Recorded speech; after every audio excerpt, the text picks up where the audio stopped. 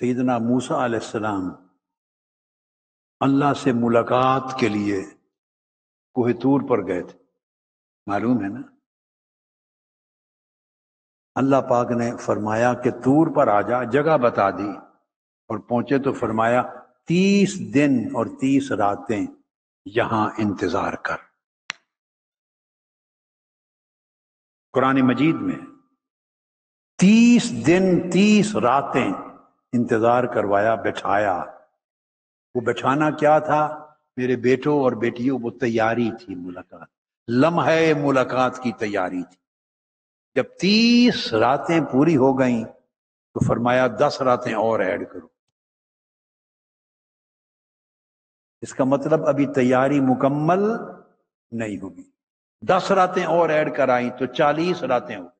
جب 40 راتیں ہوئیں اس کے بعد وہ لمحہ آیا، رب ارنی، میرے مولا مجھے اپنا آپ دکھا دے۔ اب میں اس کا خلاصہ سمجھا رہا ہوں۔ فرمایا ابھی دیدار کا وقت نہیں، اس کی صورت یہ ہے تجلی کرتا ہوں، اس کا عکس دیکھ لو، مگر ملاقات کرتا ہوں۔ ملاقات کر لی، دیدار کو آگے کر دی۔ میں آپ سے یہ کہوں گا، یہ سودا اچھا ہے۔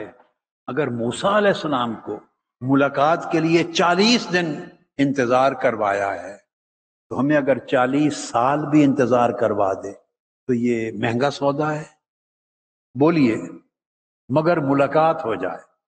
جب آپ پاکیزگی کی راہ پہ آ جائیں گے، آقا علیہ السلام کی سیرت طیبہ میں فنا ہو جائیں گے، اللہ کے اخلاق اور محمدی اخلاق اپنا لیں گے، زبان، نگاہ، کان، پیٹ، ہر چیز پاک ہو جائے گی، اخلاق اچھے ہو جائیں گے اور اللہ کے اخلاق کے رنگ میں رنگے جائیں گے اور عبادت کا ذوق ہو جائے گا۔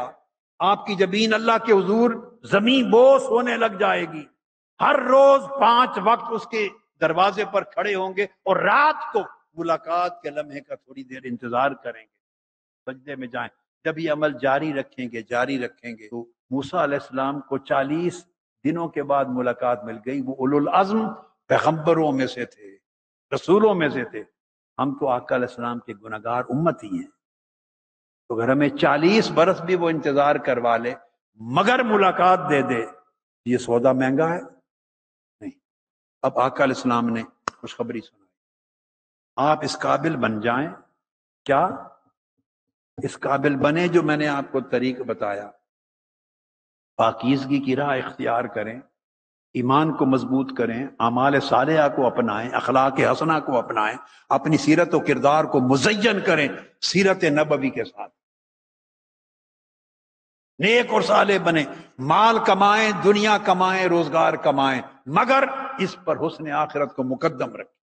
بس ترجیح یہ بنا لیں، پہلے آخرت بعد میں دنیا، یہ ترجیح بنا لیں تو آقا علیہ السلام نے فرمایا کہ جب وقت آئے گا موت کا تو ایسا شخص جو یہ سودا کر لیتا ہے اللہ سے، جس تجارت کی میں نے بات کی، جو اللہ سے یہ سودا کر لیتا ہے، اللہ پاک نے فرمایا قرآن مجید میں، کون ہے جو میرے ساتھ سودا کرے اور میرے ساتھ بیع و شراء یعنی تجارت کر لے، میں اس کی جان و مال خرید لوں، اس کا دل خرید لوں۔ اللہ پاک فرمایا۔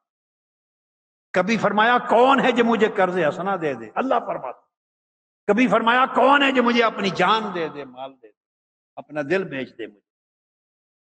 تو جب بندہ اللہ کو دل بیچ دیتا ہے اور زندگی اللہ کے احکام کے مطابق پاکیزہ گزارتا ہے اور ترجیح آخرت کی رکھتا ہے اور دنیا کی کمائی اور روزگار اور محنت میں کوئی کمی نہیں کرتا مگر بطریق حلال کماتا ہے، حلال طریق سے کماتا ہے، تو آقا علیہ السلام نے فرمایا جب اس کا وقت مرگ آتا ہے تو ملائکہ کا بہت بڑا جلوس آتا ہے، آپ کو نظر نہیں آتا، جلوس آتا ہے، اور جلوس میں تعظیم اور اکرام کے ساتھ اس شخص کی روح جس نے دل اللہ کو بیچ دیا تھا، اللہ سے سودا کر لیا تھا زندگی، اس کی روح نکال کے بڑی اکرام میں تعظیم کے ساتھ استقبال کرتے ہوئے لے کے جاتے ہیں۔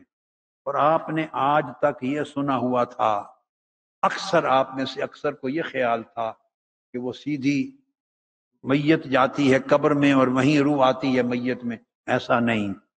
وہ لوگ جو اپنا دل اللہ کو بیچ دیتے ہیں اور اللہ کے ساتھ ایسی تجارت کر لیتے ہیں اور اللہ کے ساتھ اس سودا کو پختہ رکھتے ہیں، پھر اس سودے کی وفا کرتے ہیں اور آخر وقت تک وفا کو توڑتے نہیں، ایسے لوگ، ان کی روح کو ملائکہ سیدھا لے کے عرش پر جاتے ہیں۔